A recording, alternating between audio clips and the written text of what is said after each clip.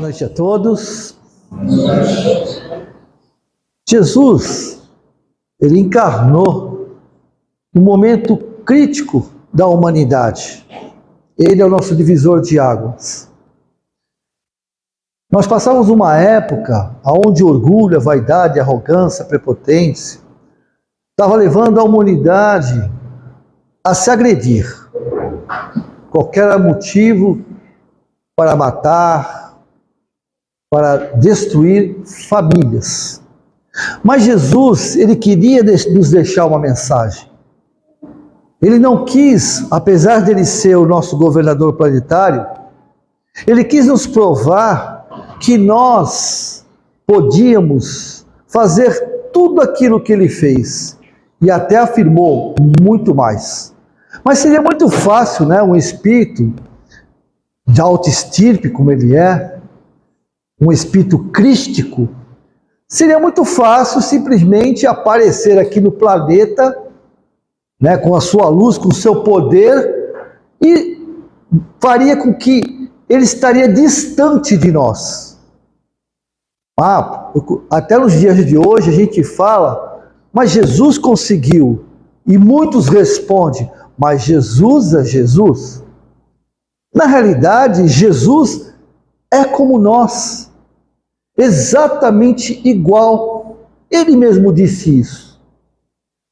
Porque quando ele diz, vós sois deuses, podes fazer o que eu faço e muito mais. Ele quis nos colocar na mesma posição dele. A única diferença nossa para Jesus é que Jesus, como eu costumo brincar, era aquele aluno que sentava na primeira carteira. E alguns de nós sentávamos no fundo, nem ouvíamos o que a professora falava. Na hora da aula, estávamos nos divertindo, né? Nos intervalos ou nos pátios das escolas. Mas Jesus era dedicado, e a sua dedicação com o evangelho do Criador, porque o evangelho não é de Jesus. Ele mesmo disse para nós, o meu Pai, sempre falava, o meu Pai, o meu Pai. Então o que ele nos trouxe foi o evangelho do Criador, que nós chamamos de Deus. Então quando ele esteve conosco, ele encarnou da mesma forma que cada um de nós aqui encarna. Maria engravidou, né? E na hora da gestação sentiu as dores do parto, todos nós sabemos disso, né? Então ele nasceu como toda criança, teve que cortar o cordão umbilical. Tudo isso para provar o quê? Que nós somos exatamente criados pela inteligência suprema. E aí ele encarnou, passou por todas as dificuldades que nós passamos, todas as provações, não que ele necessitasse. Nós estamos nesse planeta ou por prova ou por expiações, é verdade. Jesus não estava nem prova nem expiação. Jesus estava, como ele sempre disse, cuidando de suas ovelhas. Ele era o nosso pastor, ele é o nosso pastor. Porque o pastor é aquele que encaminha, que orienta as ovelhas para um bom pasto e se afaste dos abismos da vida. E é o que ele faz conosco até os dias de hoje. Então, quando ele encarnou, ele foi uma criança até os 7 anos, sabe-se muito pouco, ou melhor, até os 12. Entre os 7 e os 12 ainda existem alguns apócrifos. Apócrifos são aquelas informações que foram localizadas na Turquia, na Palestina como um todo, e essas informações em papiros falam alguma coisa, que são os evangelhos que a igreja não reconhece, que é Maria de Madalena, e tantos outros, né? Então, o que acontece? Ele, quando ele foi uma criança normal, foi uma criança normal, que nem nós fomos. Porque o seu trabalho realmente só começou na faixa dos 30, todos nós sabemos isso. É evidente que ele tinha alguma coisa de diferente das outras crianças, nessa fase de 12, 13, 14 anos, ele tinha algo diferente, ele já era diferente, tanto é que uma das passagens, todos nós conhecemos, quando ele vai ao templo, ainda jovem, e lá dá uma lição de moral naqueles que se diziam doutores da lei, os anciãos, que ficaram sem palavras de ver aquele jovem, falando tudo aquilo, que era até desconhecido para eles. Mas Jesus nos mostra a cada momento, a cada passo, a cada história, a cada informação, a cada parábola, ele nos deixou uma história. E uma das histórias muito importantes que nós estamos passando no dia de hoje é quando Jesus, já aos 30 anos, já conhecido pela Palestina, ele vai até a sua cidade natal, Nazaré. E todo mundo sabia que ele era de Nazaré, mas fazia muito tempo que ele já tinha estado longe dessa cidade. E como ele havia passado por várias aldeias, porque naquela época, as aldeias, as cidades ou aldeias, eram pequenas, gente. Não é que nem hoje, que a nossa Santos é praticamente uma metrópole, né? Não, eram 50, 60 famílias, 70 famílias, não passava de 150 pessoas. Então todo mundo se conhecia, todo mundo conhecia todo mundo, como essa cidadezinha de interior, né? E aí Jesus falou, e ele sempre mandava os seus apóstolos à frente para avisar que ele estava chegando. Porque não é, hoje em dia nós temos o WhatsApp, né? Temos as redes sociais, que nós sabemos o que está acontecendo lá na China. Mas naquela época não, o trajeto era muito longo. E ele mandava os seus apóstolos à frente. E assim ele o fez. Porém, quando os apóstolos chegaram à cidade, eles sentiram uma represália. Muitos não queriam Jesus lá, eles estavam uma fofoca, né? Vamos falar assim, estava uma história de que Jesus era alguém que estava falando de forma enganosa o povo, estava enganando o povo. Porque, afinal de contas, ele viveu uma época da vida dele lá, todo mundo conhecia Jesus. Era uma criança, como todo, jovem, corria, brincava com Gabriel. Gabriel era seu amigo de adolescência, infância, adolescência, viveram muito juntos. Brincavam juntos, pescavam juntos, corriam juntos. E o próprio Gabriel, que cresceu e por todos respeitaram, porque Gabriel tinha conhecimento também das leis. O Gabriel falou assim, mas como assim? Que Jesus é? É Yoshua, né? Que o nome de Jesus era Yoshua. Aquele mesmo Yoshua que eu brincava comigo, que corria, que fazia bobagem? Não, com certeza não é ele. Não pode ser ele. Se for ele, ele está simplesmente enganando as pessoas. E o próprio Gabriel começou a ter essa resistência. Primeiro, vamos pensar um pouquinho no nossa índole, né? Que é natural. O meu ego. Afinal de contas, eu sou um líder da aldeia. Como líder, não vou admitir que Jesus, o Yoshua, que nem eu, ele era mais velho que Jesus, eu falei, eu ensinei para ele, eu conversava com ele. Não, não pode ser ele. E aí ele começou a criar um clima dentro da aldeia. Só que a aldeia, como todas as aldeias, como é nossas vidas, tinha muitos enfermos. Como nós temos hoje muitos enfermos em nossas vidas, em nossa família, na sociedade, nós temos muitos enfermos. Se não fisicamente, psicologicamente, emocionalmente. Quem de nós não tem algum trauma que nos incomoda? Quem de nós não tem algum trauma que assola e muitas vezes atrapalha a nossa caminhada? Todos nós temos. E naquela época era muito, muito pior. Porque as pessoas estavam enfermas de doenças simples, que hoje já não é considerada uma doença crítica, mas sim um resfriado, que lá o resfriado virava pneumonia, a pessoa morria, não tinha como. Uma simples infecção na derme se alastrava, ia para o sangue e a pessoa morria. E não tinha asepsia, não tinha higiene.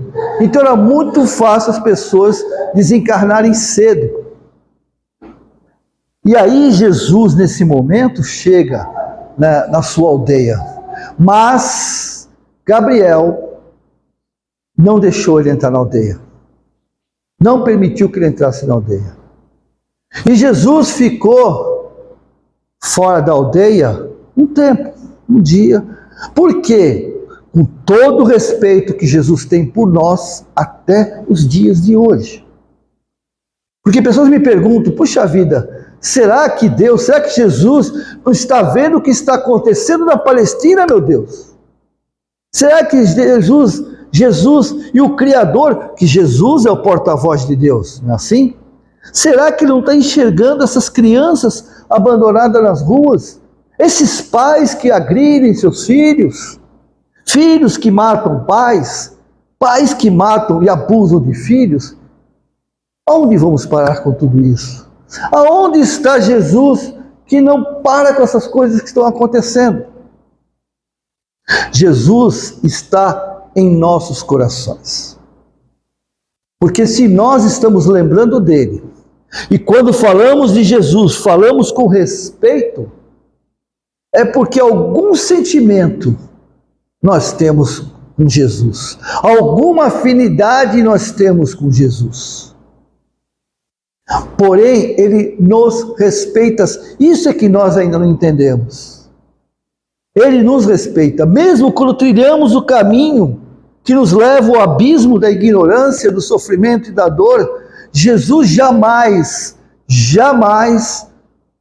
pegará, metaforicamente, simbolicamente falando, em nosso braço, nos impedindo a nossa jornada. Por isso que nos é dado o livre-arbítrio. Mas quem nos dá o livre-arbítrio é o Criador, o Criador. Ele que fez as suas criaturas. E quando ele nos criou, ele falou: teu destino, teu fatalismo é um só. Toda a minha criação será feliz. Cada um ao seu tempo, mas todos encontraremos a angelitude nessa nossa jornada. É evidente que uns mais cedo, outros mais tarde, porque nós escolhemos o nosso caminho, nos dá do livre-arbítrio para escolhermos se vamos escolher um caminho de dor e de sofrimento. Eu escuto muito dizer que a dor e sofrimento é necessária. Vocês acham que é necessário? Não. A dor e sofrimento não é necessário. A dor e sofrimento é um alerta, é um alarme de que nós estamos seguindo caminhos tortuosos. É isso que ela faz conosco. Porque qual mãe quer que o filho sofra para ele poder se tornar alguém na vida? Alguém pensa assim? Não, né? Muito pelo contrário, a vida até devia deixar um pouco mais, que não deixa. Né? Então, se nós que somos seres em crescimento, espíritos em berçário terrestre, não estamos nem no fundamental ainda, nós estamos lá no berçário. Se nós pensamos assim, imagina o Criador. O que ele faz? Qual é a ideia dele? Então ele destinou esse caminho.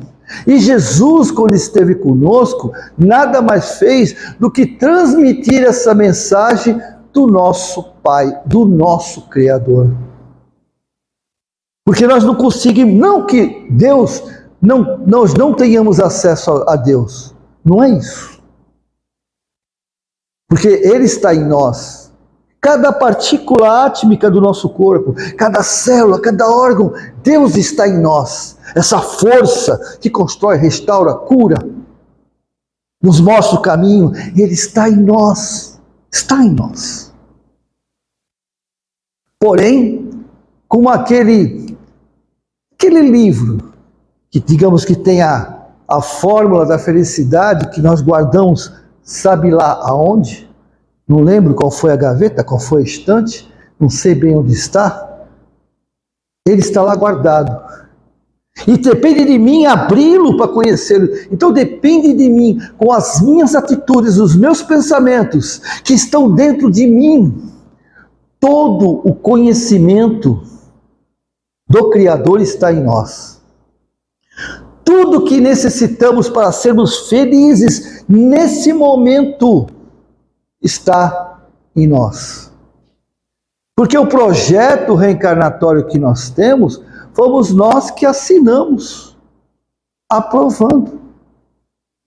E eu costumo brincar de que nós fomos no cartório da espiritualidade e reconhecemos o FIMA com 2 testemunhas, para a gente não dizer que não sabia.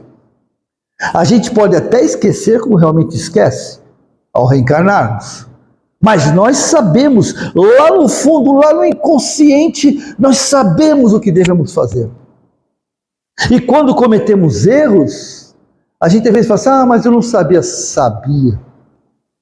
Eu sei porque quando eu cometo erro, eu sei que eu estou cometendo. Mas o custo-benefício, né? Os prazeres me levam àquela... A gente costuma... Chico já falava que o prazer, a sensação de prazer, ela tem que ser evitada. Então ele corria, olhando para trás, que vinha um pitbull para pegá-lo. E ele corria mais louco que o pitbull pegasse ele, que simbolizava as sensações de prazer. Então ele lutava contra isso, como todos nós lutamos. Alguns falham, alguns cedem, porque quando nós reencarnamos justamente para combater aquilo que a gente chama de reminiscência. Sendo eu um cara intolerante, sendo eu um cara vaidoso, rancoroso, vai me colocar à frente situações que eu tenha que vencer o meu rancor, a minha ignorância e a minha intolerância. Porque se não for assim, qual é o motivo de eu estar aqui? É um teste. Essa é a nossa prova. Vencermos os obstáculos que nos impõem a vida. Com sabedoria. Então Jesus, nesse momento que ele chega a Nazaré, e lá não é aceito, o amigo dele de infância, dizendo que ele é um falso profeta, que ele é um engodo, ele não fala nada. Não fala nada. Ele respeita e entende o que estava acontecendo com Gabriel. Porque muitos de nós acontece isso. A gente às vezes rejeita pessoas que machucam o nosso ego, que tocam em nossas feridas.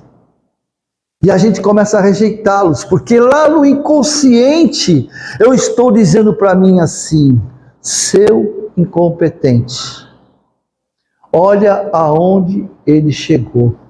Uma pessoa que nem você chegou aonde você queria estar. Isso é o inconsciente falando, lá nos seus porões. E eu sinto essa indignação, até mesmo uma raiva, não daquele que venceu e do qual eu estou atacando, não. O que eu estou fazendo, na realidade, é enfrentando a mim mesmo. Enfrentando a mim mesmo. E aí fica muito difícil esse enfrentamento. E Gabriel acontecia isso. Gabriel estava indignado. Mas Jesus o respeitou. Porém, Jesus aguardou do lado externo, né, nas periferias de Nazaré, aguardando que aqueles enfermos pudessem ir até ele. Ele não enfrentou Gabriel, não enfrentou ninguém. Ele respeitou. Quem quiser, estou aqui. Vou ficar um dia aqui acampado. Quem quiser pode vir. Mas não foram. Por que não foram? Porque não tiveram a coragem de enfrentar Gabriel. Tem uma história que diz o seguinte: tá ruim, mas tá bom, né? A dor não tá fácil, mas deixa quieto. Porque se eu mexer, pode ficar pior. E se ficar melhor? E aí a gente não avança. O que nós chamamos na neuropsicanálise de zona de conforto, que de conforto não tem nada. É um comodismo mesmo. E aí nesse momento Jesus aguardou, não foi ninguém, ele foi embora. E dali ele tira uma experiência que ele fala para os seus enviados, que eram os apóstolos, onde está em Mateus 10. Ao entrar numa cidade, para falares em meu nome, e alguém te rejeitar, ou mesmo te enfrentar e te ofender, ao saíres da cidade, tire tuas sandálias de baixo e deixe a poeira no local. Para poucas pessoas, a gente entende que parece que Jesus estava se dando uma de superior, né? Não. A mensagem era para os apóstolos que ficavam indignados por Jesus. Jesus entendia, respeitava e foi respeitando até o final da sua vida, ao ponto de aceitar a nossa decisão. Quando eu falo nossa, é nossa mesmo, porque se não estávamos encarnados naquela época, estávamos no mundo espiritual compactuando com a situação. É uma egrégora que a gente chama. Então, alguns estavam a favor, outros estavam contra, cria-se uma egrégora. Estávamos concordando com a decisão de Caifás e Anás, que eram os sacerdotes, que induziram o povo a escolher Barrabás, que não tira a responsabilidade.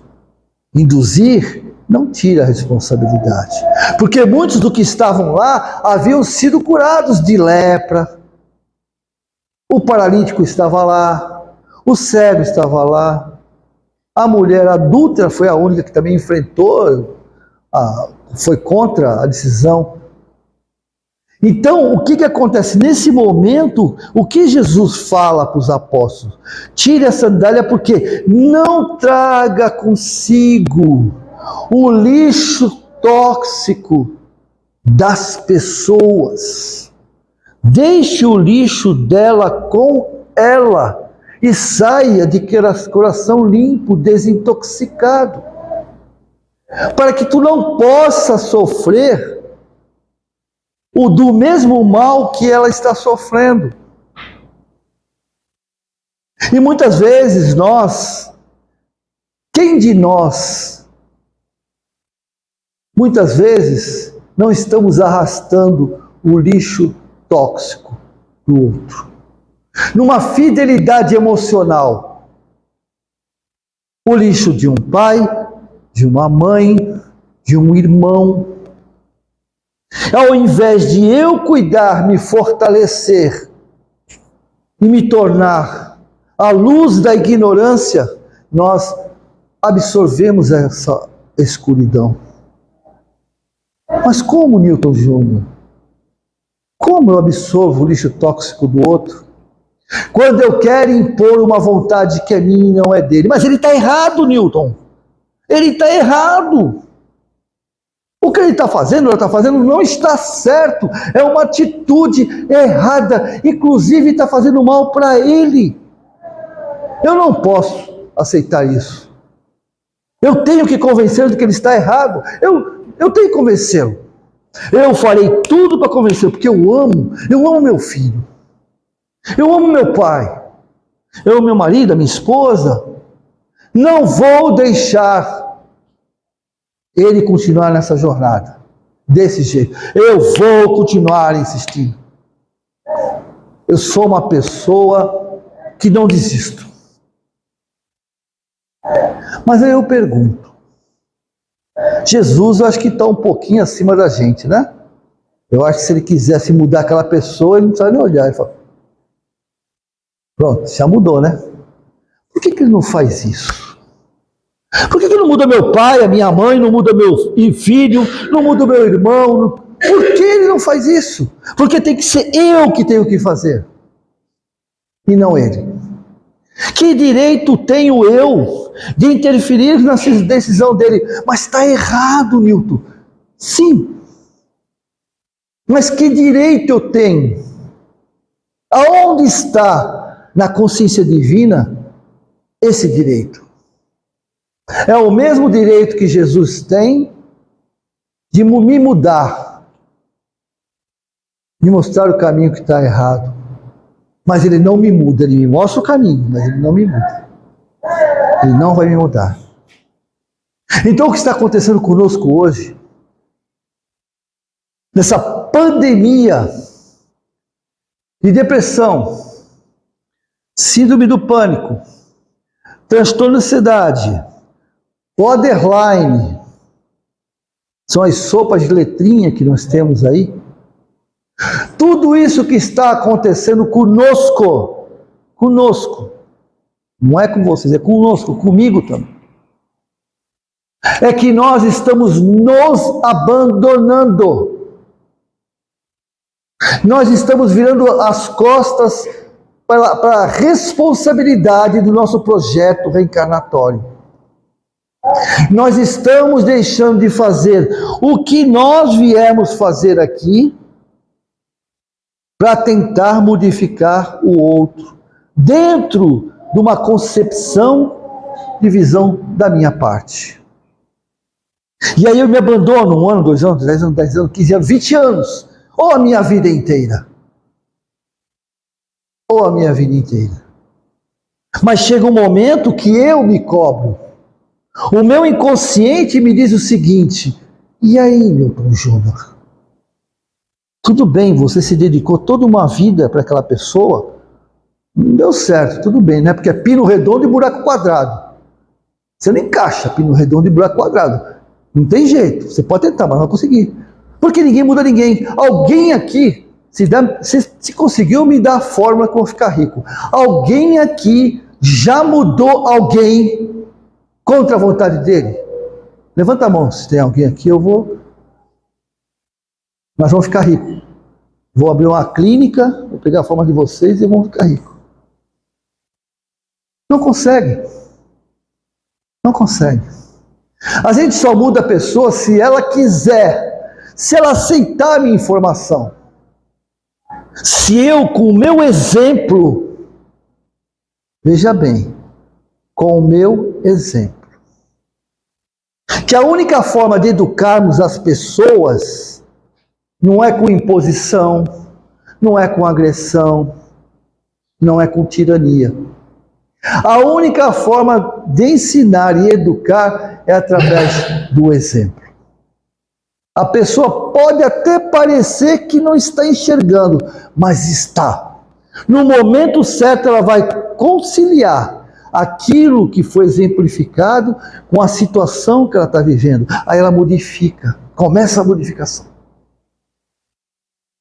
E é isso que Jesus quis dizer. E é isso que Jesus está nos dizendo agora, nesse momento, no nosso dia a dia, com uma palavra, uma música, alguém que aparece para nos avisar. Sabe por quê, gente? Quando a gente pede a Deus, a Jesus, que nos auxilie, antes de eu achar que vou necessitar, eles já sabiam, nossos amigos espirituais, já sabem que a minha atitude de agora, apesar de eu não perceber, vai gerar uma consequência aqui na frente que eu vou pedir ajuda. Então o que eles fazem? Esse trajeto, eles estão o tempo todo tentando me convencer de que eu estou indo para o caminho errado. Eles estão pedindo a Deus, pedindo a Jesus, pedindo aos amigos espirituais deles também, porque eles têm, os nossos protetores, nossos coisas, também tem o seu, para que me influencie e me mostre que eu estou indo no caminho errado. E eu não consigo enxergar isso, seja qual for o motivo. E eu continuo indo. Aí eu digo assim, eu sou um cara persistente, eu não vou desistir. Eu mudaria a persistência para teimosia. Porque a coisa está errada, está dando certo, porque eles estão avisando. E quando Deus, os nossos amigos nos avisam, tirando o sono, que é um desdobramento, que lá nós encontramos com ele, ou não, depende da gente, o que eles fazem? Eles fazem com que os anjos terrenos, mesmo que eu não me afinize com eles, que nós somos anjos terrenos, anjos são aqueles que falam no momento, ou atuam no momento em que a pessoa precisa, vá lá e muitas vezes interfiram em nossas vidas, tentam fazer com que a gente pare, a gente fica com raiva dessa pessoa, invejoso, olha, invejoso, ele está fazendo isso porque tem inveja de mim. Na realidade, ele está atendendo a minha prece. Quando eu falo, Senhor, pelo amor de Deus,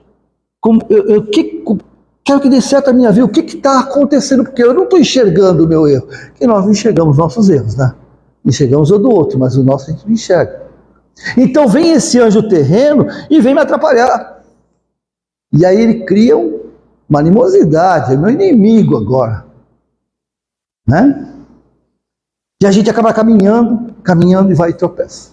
Então quando eu faço a prece, eles já sabiam o que ia acontecer, já estavam preparando para me amparar no momento que eu caí. Só que o amparo, diferente do que a gente acha, o amparo não é que eles vão me erguer e resolver todos os meus problemas, como muitas vezes a gente pede, né? Não é isso que eles fazem. Eles nos dizem como resolver os nossos problemas. Por isso que a gente não resolve. Porque a gente quer que eles resolvam. Então a gente faz prece, a gente faz evangelho, a gente faz trezena, tudo que é ENA, né? Entre grupos, para que nossa vida resolva e a gente não faz nada. Então, rezar, entrar em grupo, não, tem que fazer. Porque são bálsamos, energia, a luz. É que não, como se aqui houvesse uma grande escuridão e eu tinha que chegar na porta e os nossos amigos acendiam essa luz, outra acende aquele. Então, cada oração, cada prece é uma luz que se acende. A luz acendeu, mas quem é que tem que andar os passos para chegar na porta? Sou eu. Ah, mas espera aí, quando eu for, tem uma cadeira aqui na frente, alguém dá para tirar para mim, por favor? Não, não vai tirar. Eu tenho que transpor a cadeira. De que maneira? Do jeito que você quiser. Se você quer pular, pule. Se quer pôr do lado, ponha. Eu vou escolher a forma com que eu vou vencer esses obstáculos. Mas a luz de Jesus, a luz da consciência dos nossos amigos espirituais, já nos mostrou o caminho. Mas eu que tenho que caminhar. E para encerrar, a coisa mais difícil que eu tenho é vencer a mim mesmo. Vencer minhas reminiscências. Esses passos que eu dou é uma vitória a cada passo. Venci pouquinho o meu orgulho e ouvi o que me está sendo dito pelaquela pessoa que não me é muito agradável. Mais um passo, venci a minha intolerância, minha arrogância, minha prepotência. E assim cada passo fica mais fácil. E mais fácil, e mais fácil a gente ergue o peito e começa a andar. É o que nos resta a fazer nesta encarnação. É a encarnação mais importante de nossas vidas. Por quê? Porque o que temos agora, hoje, que já está cerrando o dia, é o dia mais importante do Newton Júnior. Porque cada atitude que eu tomar agora, cada segundo, vai refletir no meu futuro. Porque destino não existe não, gente. O que existe é um projeto com probabilidades que eu possa mudar. Eu posso mudar meu livre-arbítrio, eu posso mudar meu projeto. Para melhor ou para pior. Porque é assim que funciona. E essa encarnação é importante. Cada atitude que a gente tem, cada conversa que a gente tem, essa possibilidade de fazer com que Jesus, que já está em nosso coração, mas ele consiga fazer esta luz que existe em nós, ele vai lá e põe um pouquinho, ele é o oleiro da nossa luz, né? Ele vai lá e bota um pouquinho mais de azeite, né? Simbolizando o seu evangelho. Então eu peço a vocês, nesse momento, que fechem os seus olhos, para que esta luz enviada por Jesus, que já estava nessa casa, mas está se fortalecendo, porque os nossos amigos espirituais, nossos protetores, guardiões e alguns familiares que foram autorizados a estarem presentes aqui, que estão recebendo esta candeia, essas irmãzinhas magnetizadoras, que estão com frasco cristalino em suas mãos, repleto de pétalas, de flores multicoloridas. E adentrando pelo corredor, jogam essas pétalas sobre cada um de nós. E ela simboliza o fluido, o magnetismo das correntes médicas, das correntes magnetizadoras do espaço. E essas pétalas caem sobre nós a partir do alto de nossa cabeça e se pulverizam, se desintegram e penetram pelos nossos polos. E em nosso organismo, adentro na corrente sanguínea, para que todos os nossos órgãos possam receber esse fluido e esse medicamento. Aos órgãos enfermos, esse medicamento penetra e começa o seu processo de medicação. Remove infecções, afecções, inflamações. Se houver algum abscesso, seja ele benigno ou maligno, ele cria um cataplasma em volta, cortando a sua cadeia reprodutiva, rompendo os capilares, para não receber o alimento, não só orgânico, como energético. Esse fluido continua correndo em todo o nosso corpo,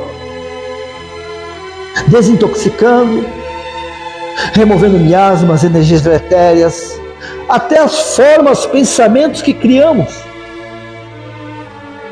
que são energias tóxicas, que fazem com que órgãos importantes, como os rins, as glândulas suprarrenais, vesícula, baço, estômago, fígado, área cardíaca, está tudo sendo harmonizado. Os nossos pontos de força, que representam capacitores que alimentam magnética, energética, vibracionalmente, estão sendo harmonizados, fazendo com que todo o nosso corpo, para aqueles que permitirem, porque como foi dito, nós temos o livre-arbítrio até para negar a cura. Nós temos livre-arbítrio até para negar o amor desses nossos queridos companheiros de jornada. Mas nós não negamos.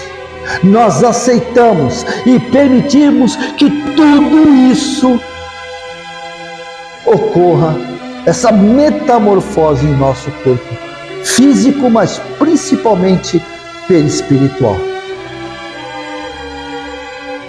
E eu quero que todos saibam que esta energia, tudo aquilo que nós recebemos nesse momento, também foi direcionado aos nossos lares.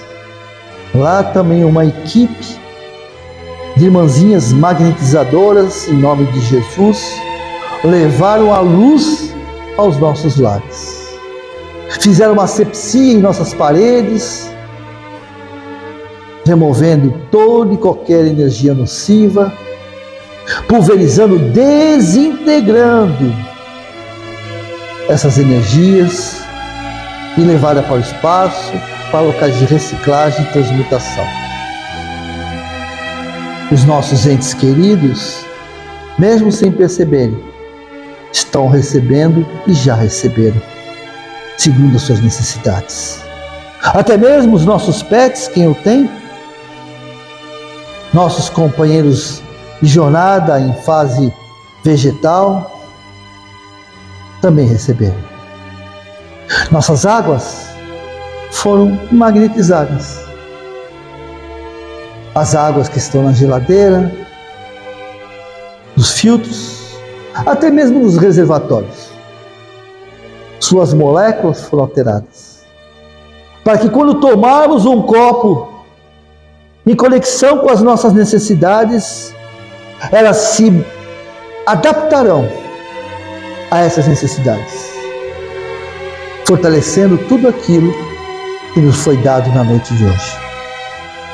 E é por isso que eu agradeço a Ti, Mestre Jesus, por esta oportunidade, por fazeres parte de nossas vidas, e pedimos desculpa. Eu, em particular, peço desculpa pela minha distância, mas estou mais perto de Ti do que estive antes.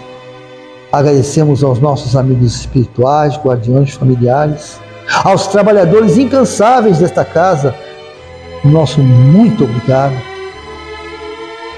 Agradeço também em especial a Irmandade dos Botões e, acima de tudo, a Maria, símbolo do amor incondicional, mas acima de tudo, ao nosso Criador e às forças que regem o universo.